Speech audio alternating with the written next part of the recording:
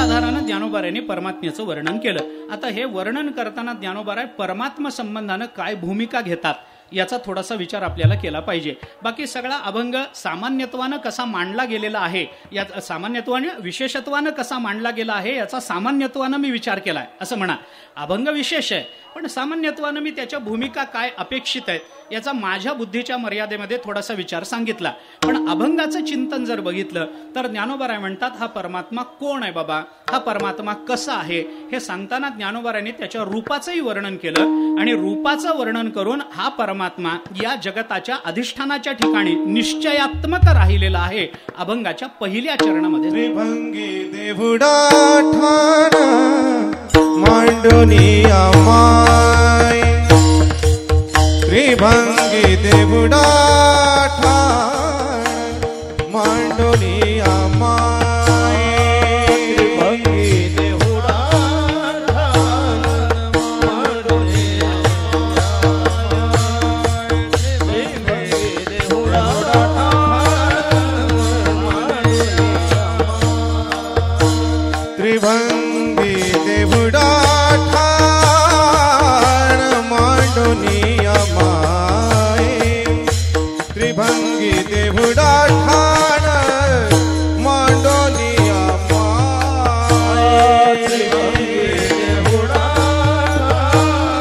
मांडोनी अमाय, त्रिभंगी देवुडा ठाण मांडोनी अमाय,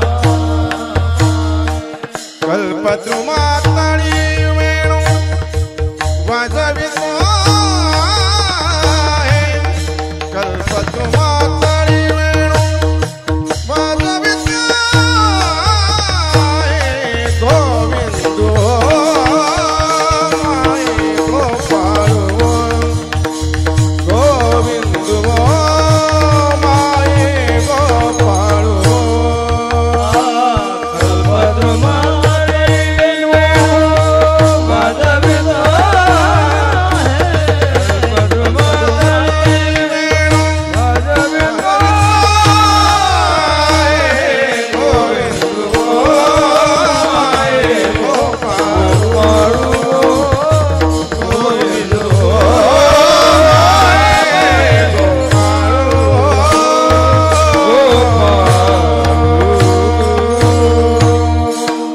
ज्ञानोबारायांनी आपल्याला परमात्म्याचं वर्णन सांगितलं करून की परमात्मा कसा आहे। त्रिभंगी देहुडा ठाण मांडोनिया माये, काय करतो तो, कल्पद्रुमातळी वेणू वाजवितो आहे।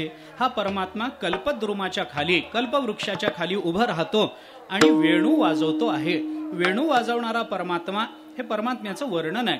पण परमात्मा वेणू वाजवतो तोही कुठे उभा राहून वाजवतो तर कल्पवृक्षाच्या खाली उभा राहून वेणू वाजवतो। आता या वर्णनामध्ये काय आपल्याला कळणार आहे, आणि हा परमात्मा त्रिभंगी देहुडा ठाण मांडोनी, तो कल्पवृक्षाच्या खाली उभा आहे, तो त्रिभंगी देहुडा उभा आहे, ठाण मांडोनिया उभा आहे आणि वेणू वाजवतो आहे। या सगळ्या गोष्टींना एक तात्विक अर्थ आहे। विठ्ठला विठ्ठला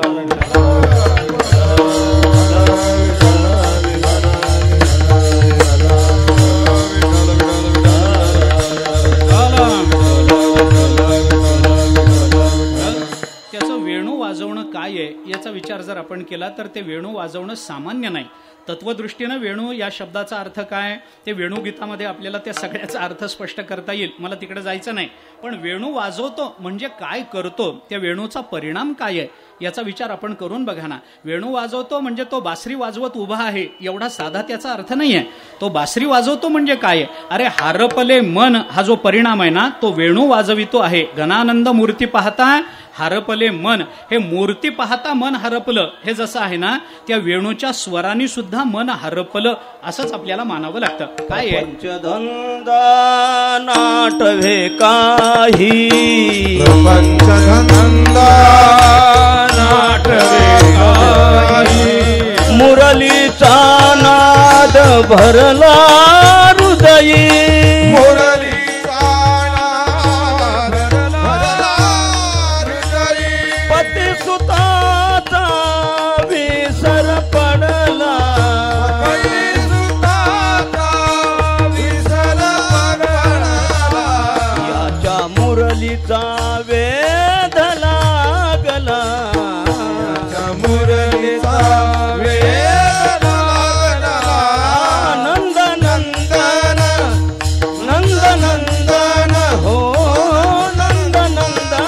मुरली वाला नंद नंदन मुरली वाला नंद नंदन मुरली वाला नंद नंदन मुरली वाला नंद नंदन नंद नंदन नंद नंदन मुरली वाला नंद नंदन मुरली वाला नंद नंदन मुरली वाला नंद नंदन मुरली वाला नंद नंदन मुरली वाला नंद नंदन मुरली वाला.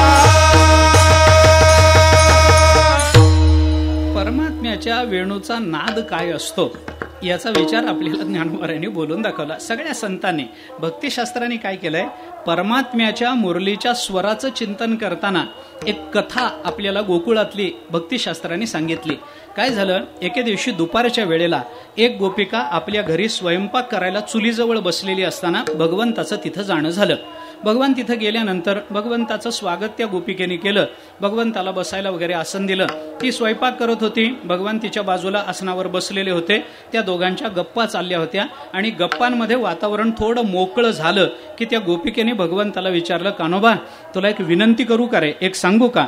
भगवान म्हणाले, सांग की, काय अडचण आहे, काय बोल ना, मोकळं बोल, काय ते. भगवंताला त्या गोपिकेने सांगितलं, हे बघ तू बासरी वाजवतोस ना, आमचं काही म्हणणं नाही.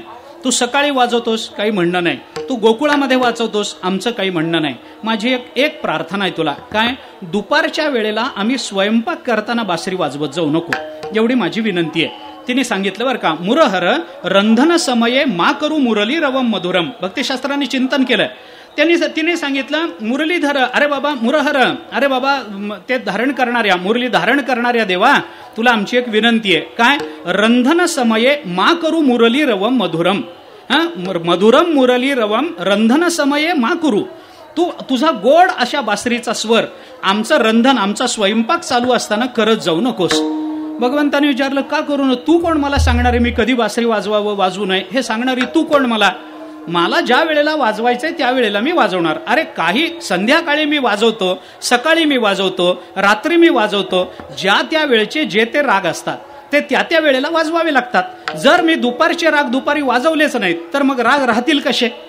असं होणार नाही. मला दुपारचे राग दुपारीच वाजवावे लागतील, संध्याकाळचे राग संध्याकाळी वाजवावे लागतील, पहाटेचे उत्तर रात्री, पहाटेचे पहाटेला असेच वाजवावे लागतील ना. मग दुपारी मला दुपारचे राग वाजवायचे असतात. ते कोणते असतात मला माहिती नसतात, पण तरी सुद्धा मला काही त्यातली गती नाही. त्यामुळे ते काय जे काही वाजवायचे राग आहेत ते दुपारीच वाज. तुला काय अडचण आहे मी जर दुपारी बासरी वाजवली तर? त्या वेळेला तिने काय सांगितलं ते ऐका. तिने असं सांगितलं, मुरहर रंधन समये मा करू मुरली रवम मधुरम नीरस मेधो रसताम कृशानुरप्येती कृशतरताम. हे तिचं विधान आहे बरं का. ती असं भगवंताला म्हणाली की देवा, दुपारच्या वेळेला आमचा स्वयंपाक चालू असताना तू बासरी वाजवत जाऊ नकोस. का? कारण दुपारच्या वेळेला स्वयंपाक चालू असताना तू जर बासरी वाजवलीस तर त्या बासरीचे स्वर आमच्या घरापर्यंत येतात आणि चुलीमधली जी जळणारी लाकडं असतात ना, त्या लाकडांना पाझर फुटतो आणि आमची चूल विजून जाते आणि स्वयंपाक अर्धवट राहतो, म्हणून वाजवत जाऊ नको. विठ्ठला विठ्ठला विठ्ठला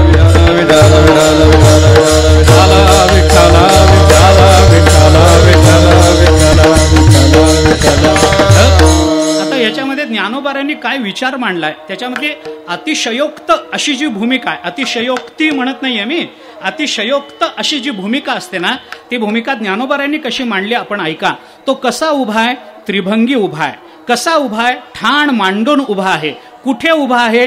कल्पवृक्षाखाली उभा आहे. आणि तिथं जर तो बासरी वाजवतोय, जर परमात्मा नुसताच बासरी वाजवतो तर जळणाऱ्या लाकडांच्या अंतःकरणाला पाझर फुटतो, तर कल्पवृक्षाखाली उभं राहून वाजवणाऱ्या बासरीच्या स्वराने काय होत असेल याचा फक्त कैमुत्तिक न्यायानं आपण विचारच करू शकतो किंवा विचारही करू शकत नाही, काही आपल्याला जमणार नाही. आणि हा परमात्मा कसा उभा आहे? तो त्रिभंगी उभा आहे. आता हा त्रिभंगी परमात्मा उभा आहे म्हणजे नेमका कसा उभा आहे? ठाण मांडोनिया, माझा मुद्दा एवढाच आहे, तो त्रिभंगी ठाण मांडोनिया उभा आहे असं अधिष्ठान रूपानं जर ज्ञानोबा त्याला बोलत असतील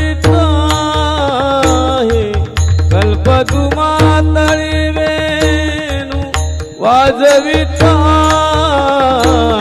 गोविंदू माये गोपाळ गोविंदू माये गोपाळू सबाय अभ्यंतरी अवघा परमानंदो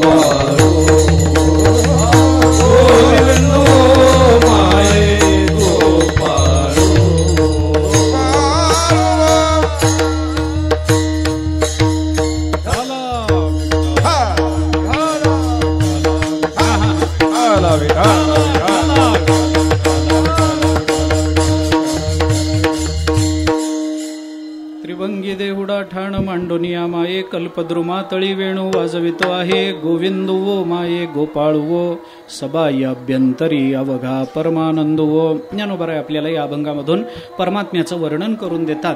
हे वर्णन श्रुतीला अनुसरू नये. या वर्णनामध्ये सगुण निर्गुणाचं ऐक्य ज्ञानोबांनी स्थापित केलं की ज्या सगुण निर्गुणाच्या ऐक्यामध्ये आपल्याला परमात्म्याचं वर्णन यथार्थतेनं करता येतं, परमात्म्याचं वर्णन यथार्थतेनं अभ्यासता येतं, समजू शकतं. याच्याकरता त्या ऐक्यातून ज्ञानोबांनी हा बोध करून दिला. याचा विचार आपण करून आलो. हा परमात्मा त्रिभंगी देहुडा ठाण मांडोनिया उभा आहे असं ज्ञानोबराय म्हणतात. हे त्रिभंगी देहुडा असं जे ज्ञानोबरायांनी वर्णन केलंय याचा नेमका काय अर्थ अभिप्रेत असावा या संबंधाने 2-4 अंदाज मला फक्त आपल्या समोर ठेवायचे आहेत. की त्रिभंगी देहुडा असा शब्द का वापरला.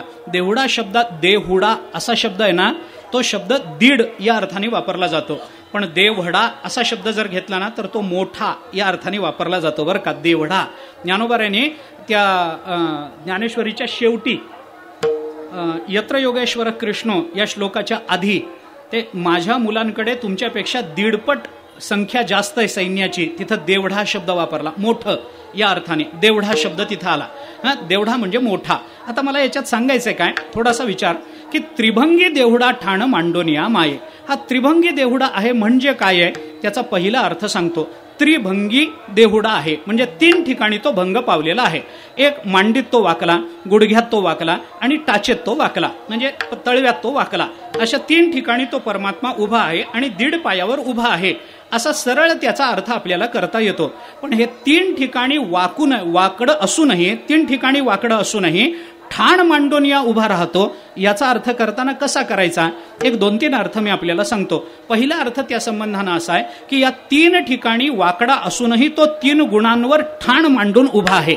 त्रिभंगी म्हणजे काय, 3 गुणांवर सात्विक, राजस आणि तामस या 3 गुणांचा विचार आपल्याला जिथे करता येतो तिथं आपल्याला अधिष्ठानत्व मानता येत नसतं. वेदांताच्या नियमानुसार अधिष्ठान जर गुणात्मक असेल तर त्याला अधिष्ठान म्हणता येणार नाही. का बाबा, कारण जे गुणात्मक आहे ते माया कार्य आहे आणि जे माया कार्य आहे ते अधिष्ठान असणं शक्य नाही. याच्याकरता 3 गुण आपल्याला त्रिभंगी देहुडा 3 गुणांवर ठाण मांडून तो परमात्मा उभा आहे. तो परमात्मा उभा आहे म्हणजे काय? तो सत्वगुणाच्या पलीकडे, तो रजोगुणाच्या पलीकडे आणि तो तमोगुणाच्याही पलीकडे आहे. आता सत्वगुणाच्या पलीकडे, रजोगुणाच्या पलीकडे आणि तमोगुणाच्या पलीकडे याचा अर्थ करताना आणखीन एक अर्थ त्याच्यामध्ये असा अभिप्रेत असतो. सत्वगुण, रजोगुण आणि तमोगुण या तिन्ही गुणाच्या आधारानं या जगताची व्यवस्था भगवंतांनी 14व्या अध्यायामध्ये लावून दिली. आणि 14व्या अध्यायामधल्या त्या व्यवस्थेवर भाष्य करताना ज्ञानेश्वर महाराजांचं विधान काय आहे हे आपण पहा. ज्ञानोबराय काय म्हणतात? ब्रह्मा तो प्रातःकाळ, विष्णू तो माध्यान्ह वेळ, सदाशिव साळंकाळ बाळायया. बाळ म्हणजे काय? जगत हे बाळ आहे. या कारणे मी पिता, महद्ब्रह्म ही माता, अपत्य पंडुसुता जगडंबर. हे जगत जर बाळ असेल तर त्या बाळाची सकाळ म्हणजे ब्रह्मदेव आहे, त्या बाळाची दुपार म्हणजे विष्णू आहे आणि त्या बाळाची सायंकाळ म्हणजे सदाशिव आहे. आता या तिघांच्याही संबंधानं गुणात्मक विचार 14व्या अध्यायाने बोलून दाखवला की नाही. याच्यात सत्वगुणी कोण, रजोगुणी कोण, भगवान शंकराला तमोगुणात्मक कसं मानायचं, भगवंतांनी त्याच्यातून हे दाखवून दिलं की जगताचं अधिष्ठान म्हणून विचारात घेत असताना हे प्रातःकाळ ब्रह्मा, विष्णू आणि महेश यांच्या सुद्धा मी पलीकडचं आहे हे ठाण मांडून भगवंतांनी याच्यातून दाखवून दिलं. विठ्ठला विठ्ठला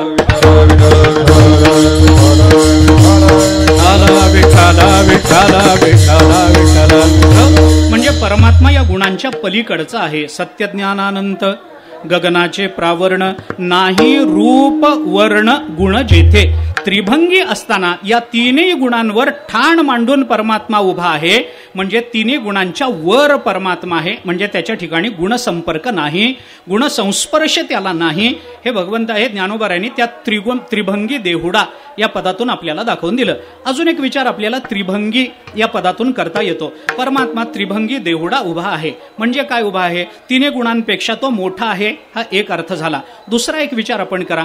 3 ठिकाणी भगवान भंग पावलेले, त्रिभंगी झालेत, 3 ठिकाणी वाकडेत. हे वाकडे पण कसं लावायचं? या वाकडेपणावर तो ठाण मांडून उभा आहे हे कसं लावायचं? तर या तीनाच्या संबंधाने दुसरा विचार आपल्याला असा करता येतो की परमात्मा जर अधिष्ठान रूपानं विचारात घ्यायचा असेल तर तो गुणसंस्पर्श जसा नसावा तसा तो परमात्मा आवृत्तही नसला पाहिजे तर तो अधिष्ठान होतो. अधिष्ठान अनावृत्त लागत असतं. आवृत्त पदार्थाला आपल्याला अधिष्ठान म्हणता येत नाही. का म्हणता येत नाही? कारण ज्या अर्थी ते आवृत्त झालं त्या अर्थी त्याच्यावर आवरण करणारा हा त्याच्यापेक्षा कुणीतरी मोठा लागत असेल की नाही? मोठा लागतो. मग आवृत्त पदार्थ हा जर परिच्छिन्न होत असेल तर परिच्छिन्न पदार्थाला आपल्याला अधिष्ठान म्हणता येणार नाही. मग तिन्ही बाजूने 3 ठिकाणी तो परमात्मा त्रिभंगी देहुडा आहे म्हणजे त्याला तिन्ही पद्धतीची आवरणं नाहीत असा त्याचा अर्थ आहे. तिन्ही पद्धतीची आवरणं नाहीत म्हणजे काय आहे? याचा सरळ अर्थ आपल्याला असा करता येतो. आपल्याला 2 आवरणं तर माहिती आहेत. एक असत्वापादक आवरण आहे, एक आभानापादक आवरण आहे. तिसरं एक आवरण आपल्याला वेदांतांनी सांगितलंय. अद्वैत सिद्धीवरती विठ्ठलेशी नावाची एक टीका आहे. त्या टीकाकारांनी तिसरं एक आवरण आपल्याला सांगितलं, अनानंदापादक आवरण. एक असत्वापादक आवरण असतं, एक आभानापादक आवरण असतं आणि एक अनानंदापादक आवरण आहे. का बाबा? कारण परमात्मा सच्चित आनंद रूप आहे. परमात्म्याच्या सद्रूपतेवर आवरण म्हणजे असत्वापादक आवरण, परमात्म्याच्या चिद्रूपतेवर आवरणाचा भास म्हणजे आभानापादक आवरण आणि परमात्म्याच्या आनंद रूपतेवर जर आवरणाचा भास झाला तर त्याला अनानंदापादक आवरण असं म्हणतात.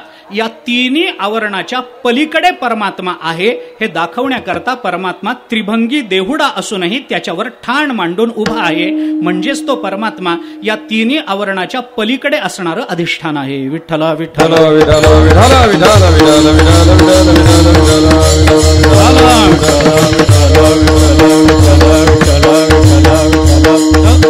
आणखीन एका दृष्टीने आपल्याला त्रिभंगी देहुडा याचा विचार करणं शक्य आहे. जो की धावतं सांगत चाललोय मी, त्याचा विस्तार करत नाहीये.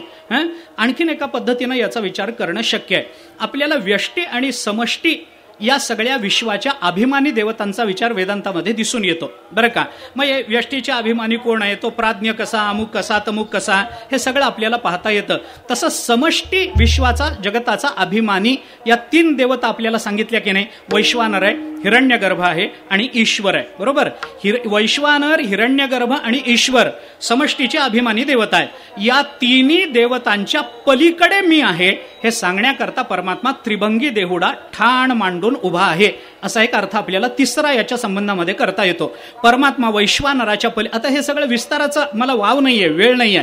परमात्मा वैश्वानराच्या पलीकडे, परमात्मा हिरण्यगर्भाच्या पलीकडे आणि परमात्मा ईश्वराच्याही पलीकडे आहे. या सगळ्याच्या पलीकडे आहे, म्हणून त्याला देवांचाही देव असं आपण म्हणतो की नाही. तो परमात्मा कसा आहे? देखिला देखिला माये देवांचा देव. हा परमात्मा देवांचा देव आहे. देवांचा देव आहे म्हणजे काय? आपण बघा, आपण जगद्गुरु शंकराचार्यांचं पांडुरंगाष्टक म्हणतो की नाही.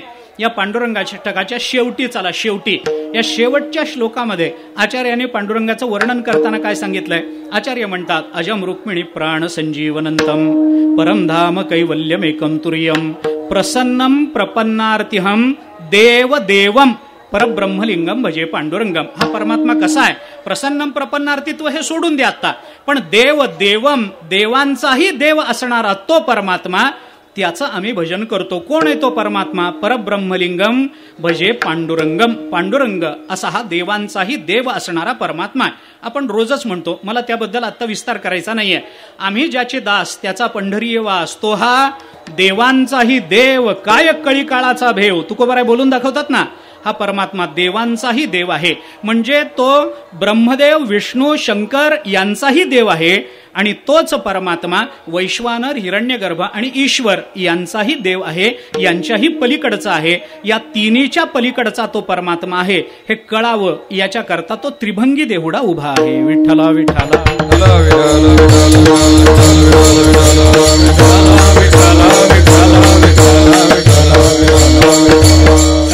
अजून एका अंगाने आपल्याला या त्रिभंगी देहुडा या पदाचा विचार करणं शक्य आहे बरं का. अजून एक विचार त्या संबंधामध्ये सांगतो. काय आहे? हा परमात्मा तिन्ही अवस्थांच्या पलीकडचा आहे. आता हे तीन काय येतं ते काढून लावत राहा, मला आता तेवढा सगळंच सांगायला वेळ नाही बरं का. परमात्मा तिन्ही अवस्थांच्या पलीकडचा आहे. तिन्ही अवस्था कोणत्या? जागृती, स्वप्न आणि सुषुप्ती. या तिन्ही अवस्था कुणाला आहेत बाबा? कुणाला आहेत? कुणाला? जीवाला. या तिन्ही अवस्था. जागृती कुणाला? जीवाला. सुषुप्ती कुणाला? जीवाला. स्वप्न कुणाला? जीवाला. जागृती म्हणजे काय? स्वप्न म्हणजे काय? सुषुप्ती म्हणजे काय? या संबंधानं वेदांतामध्ये पुष्कळ विचार आहे बाबा. जागृतीची अधिष्ठाता कोण? स्वप्नाचं अधिष्ठान काय? ज्या सुषुप्तीचं अधिष्ठान काय? वेदांतामध्ये चर्चा आहे ना. आम्ही स्वप्न पाहतो, या स्वप्नामध्ये आम्हाला जे काही दिसतं ते त्या स्वप्न कालामध्ये आम्हाला सत्य वाटतं, आणि सत्य वाटल्यानंतर आम्ही त्या संबंधानं काही व्यवहार करतो. जागृती येते, त्यानंतर जागृती आली, जागृती आल्यानंतर स्वप्नातला पदार्थ पुन्हा सत्यत्वानं आम्हाला प्रतीत होतो का? होत नाही. स्वप्न काल जोपर्यंत चालू आहे तोपर्यंत आम्हाला स्वप्न हे सत्यच वाटत असतं. निद्रिता चेवो नये तव स्वप्न साचोहल आहे, रज्जू नेणता सापाभिह विस्मो कवण. ज्ञानोबाराय बोलतात ना, जोपर्यंत झोपलेला जागा होत नाही तोपर्यंत त्याला स्वप्न सत्यच वाटत असतं. कारण का? वेदांताचा नियम असा आहे की भ्रमकालामध्ये भ्रामक पदार्थ जर सत्यत्वानं जाणवला तर त्याला भ्रम म्हणत नाहीत, तो मिथ्यात्वानं जाणवला तर त्याला भ्रम म्हणत नाहीत. भ्रमकालामध्ये भ्रामक वस्तू सत्यत्वानंच प्रतीतीला येत असते. स्वप्न बघणारी माणसं स्वप्नाला सत्य म्हणतात, म्हणूनच तर नंतरचा व्यवहार त्यांचा होतो. ज्या अर्थी ते त्याला स्वप्न म्हणतात म्हणूनच जागृतीमध्ये त्याला खोटं म्हणावं लागतं. जर जागृती स्वप्नातच ते खोटं आहे, स्वप्न बघणाऱ्याला हे स्वप्न आहे हे कळालं तर त्याला स्वप्न म्हणायचं का? विचार करा ना. स्वप्न बघणाऱ्या माणसाला मी स्वप्न बघतो आहे हे जर कळालं तर त्याला स्वप्न म्हणायचं का? मी जागा असताना मी जागा आहे हे कळतं, स्वप्न कालामध्ये मी स्वप्न बघतो आहे हे कळतं का? कळत नाही. सुषुप्तीमध्ये मला गाढ झोप लागलेली आहे हे कळतं का? काही कळत नाही महाराज. सुषुप्तीमध्ये काही कळत नाही आपल्याला. आपण कुठं झोपलो, कुणाच्या घरी झोपलो, पाकिट घेतलंय का घेतलं नाही, नारळ घेतलाय का घेतला नाही, काही त्यावेळेला तिथं कळत नसतं. ज्ञानोबारायने सांगितलं, निद्रिताचे अंगेशी साप तैशी उर्वशी. ज्ञानोबाराय म्हणतात, झोपलेल्याच्या बाजूला साप आला काय आणि उर्वशी आली काय, म्हणजे अत्यंत प्रतिकूलता आली काय, अत्यंत अनुकूलता आली काय, दोन्ही माणसाला कळत नसतं. तसं स्वप्नातही माणसाला कळत नाही. स्वप्नातून जागृतीत आल्यानंतर मग कळतं आपल्याला असं स्वप्न पडलं. पण स्वप्नामध्ये ज्या वेळेला आम्ही स्वप्न बघत असतो त्यावेळेला आम्हाला ते स्वप्न तिथं सत्यत्वानं प्रतीतीला येतं, म्हणून तर त्याचा परिणाम तत्कालामध्ये आपल्या शरीरावर होतो की नाही. वेदांताचं चिंतन आपण करा. थोडं वृत्ती प्रभाकरामध्ये आपण चला. वृत्ती प्रभाकरांनी याचं चिंतन करताना काय केलंय? उगी जाता जाता विचार सांगतो. भ्रमाचा विचार करत असताना आपल्याला ज्ञानाचा विचार करत असताना प्रमात्मक ज्ञान, भ्रमात्मक ज्ञान असे भेद केले ना, त्या भ्रमात्मक ज्ञानाचा विचार करत असताना दोन पद्धतीनं संशयात्मक भ्रम केला की नाही, एक संशयात्मक भ्रम एक केला. आता या संशयात्मक भ्रमाचा विचार करत असताना त्याच्यामध्ये पुन्हा दोन प्रकार आपल्याला केलेले दिसूनच येतात. अनेक प्रकार आहेत, अनेक पद्धतीनं हा विचार मांडला जातो. निश्चयात्मक भ्रम कोणता, संशयात्मक भ्रम कोणता, संशयात्मक भ्रमामध्ये पुन्हा अनात्म भ्रम कोणता, आत्मत्व वगैरे वगैरे. याच्यात निश्चयात्मक भ्रमाचे दोन प्रकार वृत्ती प्रभाकरांनी आपल्या समोर ठेवले. एक व्यावहारिक पदार्थावच्छिन्न चैतन्याचा विवर्त असतो आणि एक प्रातिभासिक पदार्थावच्छिन्न चैतन्याचा विवर्त असतो. हे भ्रम आहेत. मला हे सांगायचंय कशा करता, मला माहिती आहे म्हणून नाही, मला स्वप्नाकडे यायचंय म्हणून मी हे सांगतोय बरं का. जागृती, स्वप्न आणि सुषुप्ती या सगळ्याच्या पलीकडे परमात्मा आहे म्हणून त्याला अधिष्ठानत्व येतं, हे मला आपल्या समोर ठेवायचंय. याच्यामध्ये आता व्यावहारिक पदार्थावच्छिन्न चैतन्याचा विवर्त कसा मानायचा आणि प्रातिभासिक पदार्थावच्छिन्न चैतन्याचा विवर्त कसा मानायचा, मी दोन्ही उदाहरणं आपल्या समोर ठेवतो. दोन्ही उदाहरणं ठेवतो, अगदी साधी साधी उदाहरणं ठेवतो. स्वप्नामध्ये आपल्याला लॉटरी लागली तर जागा झाल्यावर उशाला पैसे असतात का, नाही की नाही. म्हणजे स्वप्नात आम्हाला खरे वाटतात पण जागृतीमध्ये त्याची सत्यता आम्हाला प्रतीतीला येत नाही. हा प्रातिभासिक पदार्थावच्छिन्न चैतन्याचा विवर्त होतो. आणि व्यावहारिक पदार्थावच्छिन्न चैतन्याचा विवर्त कसा मानायचा, आपण झोपल्यानंतर स्वप्न पडलं, स्वप्नामध्ये आपल्या मागे वाघ लागला बरं का, स्वप्नामध्ये आपल्या मागे वाघ लागला, आपण पुढे पळायला लागलो, वाघ मागे लागला, वाघाने एके ठिकाणी आपल्याला गाठलं, आपल्याला खाली पाडलं, आपल्या छातीवर पाय दिला, उभा राहिला आणि तेवढ्यात आपण मेलो मेलो मेलो मेलो म्हणून ओरडलो. ओरडणं ऐकून स्वयंपाकघरातली बायको पळत आली बरं का. मेलो मेलो का म्हणतात बाबा, एवढं सौभाग्य माझ्या वाट्याला कसं आलं म्हणून ती बघायला पळत काही चुकलं का नाही, आपल्या सौभाग्याला धक्का कसा लागला असं मला म्हणायचं. हं तर मेलो मेलो मेलो मेलो ऐकून ती बायको धावत धावत आली आणि बघितलं तर पलंगावर झोपले होते. मग तिच्या लक्षात आलं काहीतरी स्वप्न पडलंय. मग तिने उठवलं, उठा पांडुरंगा आता दर्शन द्या सकळा, झाला अरुणोदय, उठा बाबा उठा उठा. उठवल्यानंतर त्याने बघितलं आपलं घर आहे, आपल्या घरात आपल्या पलंगावर आपण झोपलेलो होतो, आता आपण उठून बसलोय. आजूबाजूला बघितलं सगळी दारं लावलेली आहेत, खिडक्या लावलेल्या आहेत, पलंगाच्या शेजारी बायको उभी आहे. हे कळल्यावर मग त्याच्या मनात विचार येतो, आता बायको असताना वाघ येण्याची काय ताकद आहे वाघाची, आता वाघ इथं येऊ शकत नाही. आपण निश्चिंत झालो बाबा. आता त्याला हे कळलं इथं वाघ नाही, स्वप्नामध्ये दिसलेला वाघ जागृतीत आल्यानंतर खरा का खोटा, तर तो खोटाच आहे. पण खोटा वाघ आहे हे कळल्यानंतर त्यांनी जर आपल्या मानेवरून हात फिरवला तर अंगाला हाताला घाम लागेल की नाही हे मला सांगा. स्वप्नामध्ये त्यांनी वाघ बघितला तेव्हा अंगाला घाम सुटला होता की नाही. मग स्वप्नातला वाघ खोटा आहे तर घाम का खरा आहे, वाघ जर खोटा तर घाम का खरा, तर कारण त्याचं स्वप्न बघत असताना आपण त्या स्वप्नामध्ये त्या वाघाला खरं मानत होतो, हे त्याचं प्रतीक आहे. याला व्यावहारिक पदार्थावच्छिन्न चैतन्याचा विवर्त म्हणतात. विठ्ठला विठ्ठला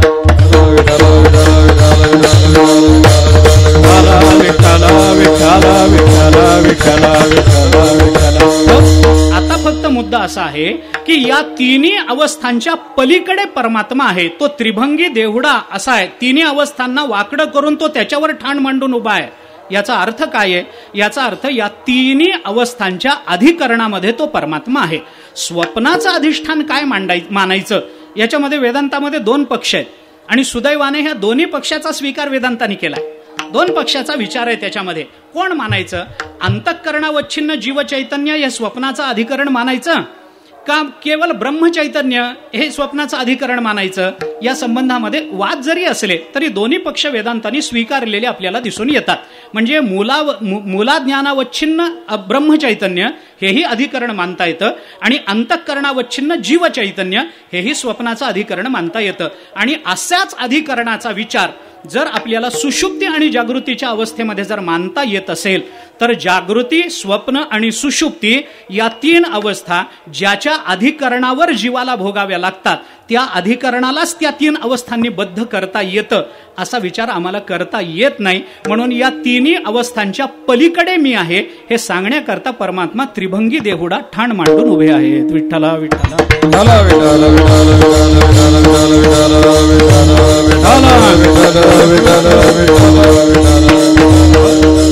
ज्ञानोबारांच्या भाषेत जर हे सांगायचं झालं सगळं प्रकरण, तर ज्ञानोबारायांनी आपल्याला सांगितलं, जागृती पुसे साजणी, कवण बोलिले अंगणी, निरखिता व नयनी, वृंदावनी देखिला, मनी वेद हो तयाचा, पंढरी रायाचा, अरे स्वप्न सांगे सुषुप्ती. हे सगळं चिंतन, हा सगळा अभंग आपण बघून घ्या ना. जागृती, स्वप्न आणि सुषुप्ती, आणि त्याच्याबरोबर तुर्या, या चौघींनाही परमात्मा कोण हे कळाला नाही का? कारण परमात्मा या तिन्ही अवस्थांचा साक्षी आहे, म्हणूनच परमात्मा त्यांचा अधिष्ठान आहे. विठ्ठला विठ्ठला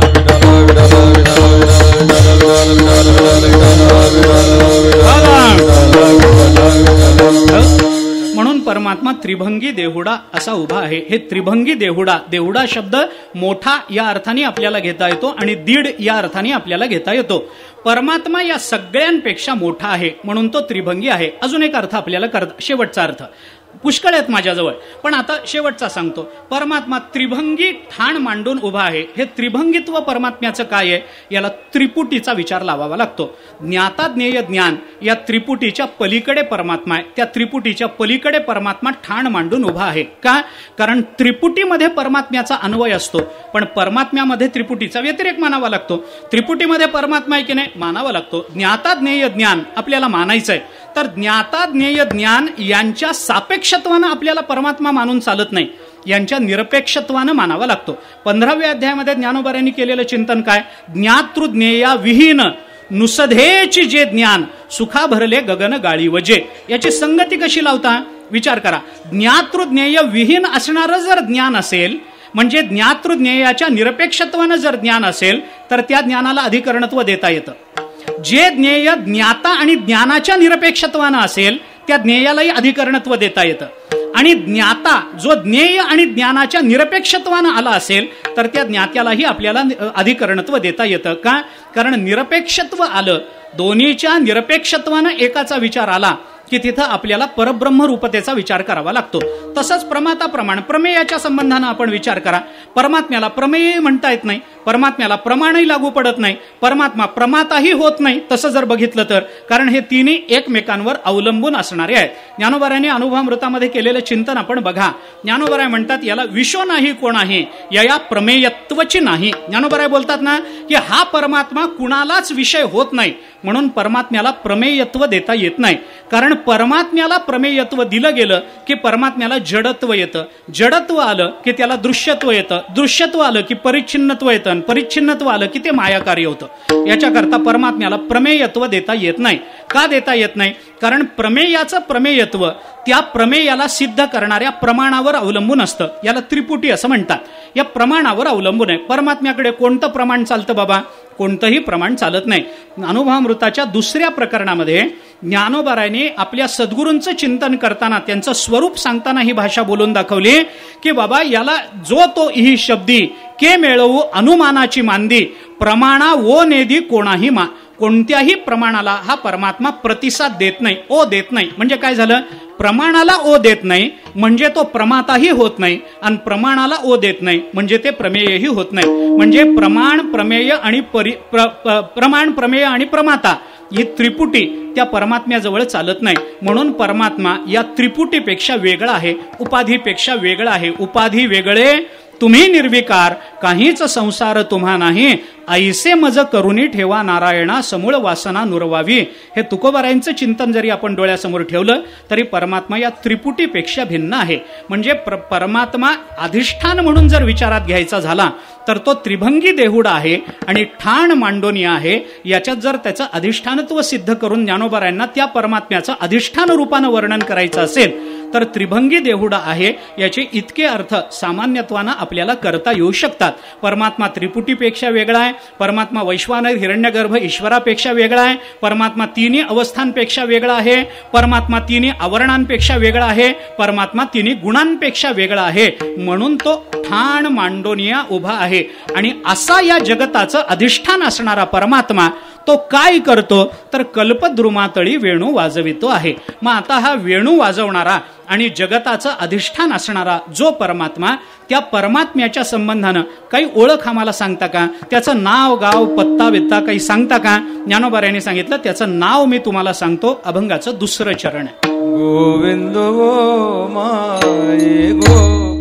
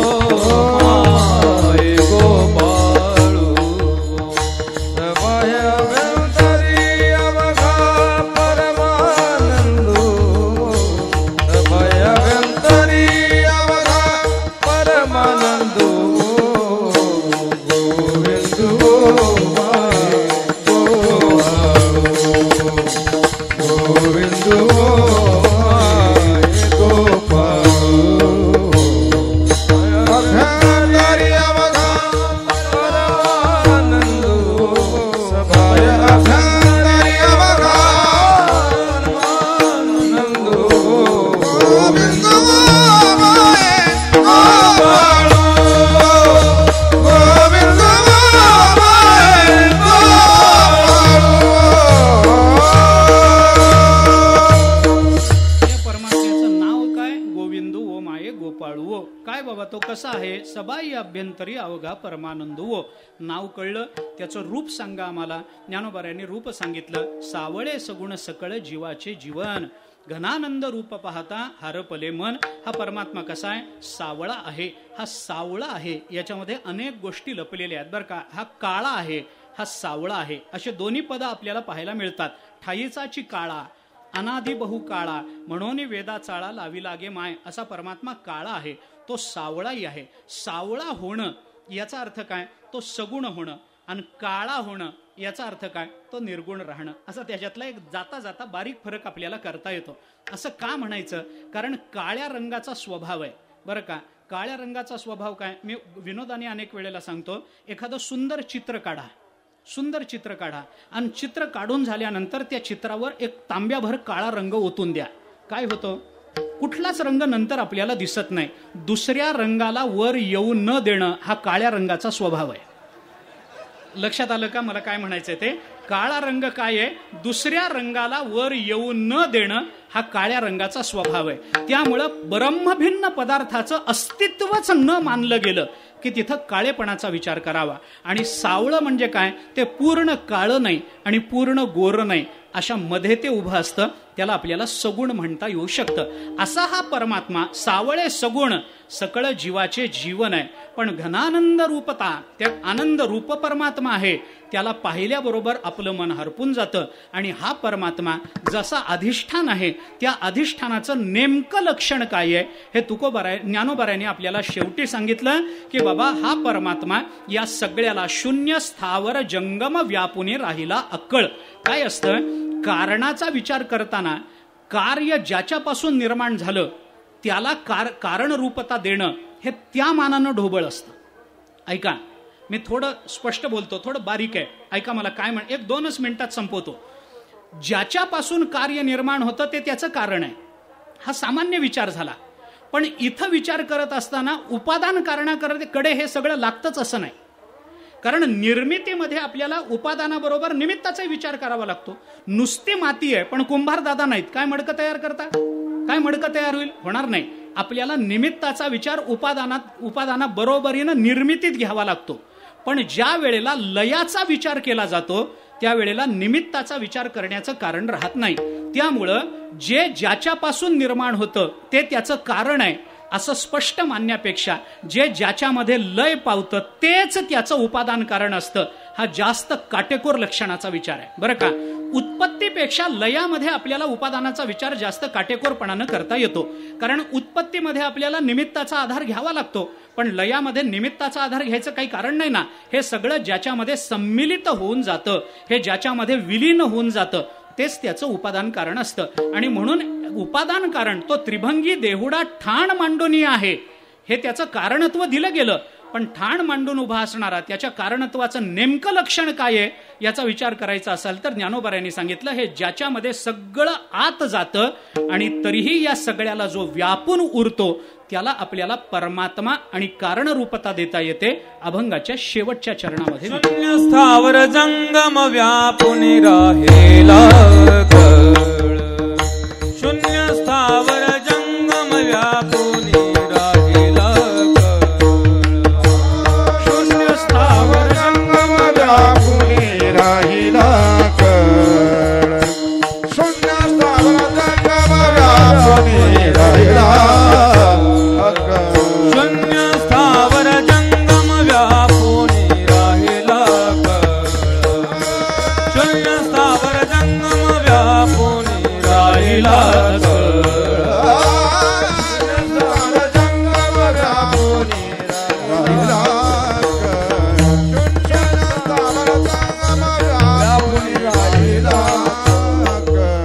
बाबर कुमा देवी वरो विठ्ठलू सकळ.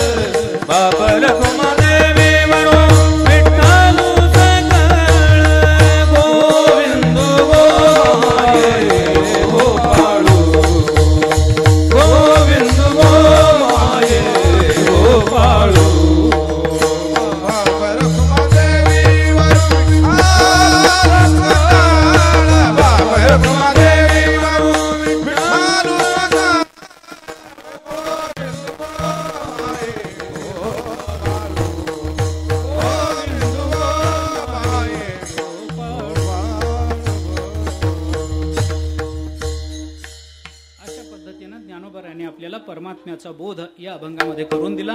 हा बोध करून देताना ज्ञानोबाराय त्याचं ज्ञानही करून देतात, पण त्याचं वेडही आपल्या जीवाला लावतात.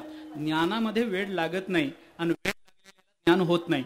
पण ज्ञानोबाराय हे एकमेव असे तत्ववेत्ते आहेत, एकमेव असे संत आहेत की ज्या वेळेला ते ज्ञान देतात त्याच वेळेला वेडही लावून देतात. म्हणून ज्ञानेश्वरी हे असाच ग्रंथ आहे. ज्ञानेश्वरीबद्दल आपण बोलताना मी अनेक वेळेला सांगतो, ज्ञानेश्वरी काय, ज्ञानोबारायांचं वाङ्मय रूप आहे ना, ज्ञानोबारायांची वाङ्मय मूर्ती आहे ज्ञानेश्वरीमध्ये. ज्ञानेश्वरी काय, गीतेसारखंही ज्ञानेश्वरी सुद्धा मोह घालवते, घालवत नाही असं नाही, पण ज्ञानेश्वरी ज्या वेळेला आपल्याला प्रपंचाचा मोह घालवून देते ना, त्याच वेळेला ती ज्ञानेश्वरी स्वतःचा मोह आपल्या ठिकाणी निर्माणही करून ठेवते ना.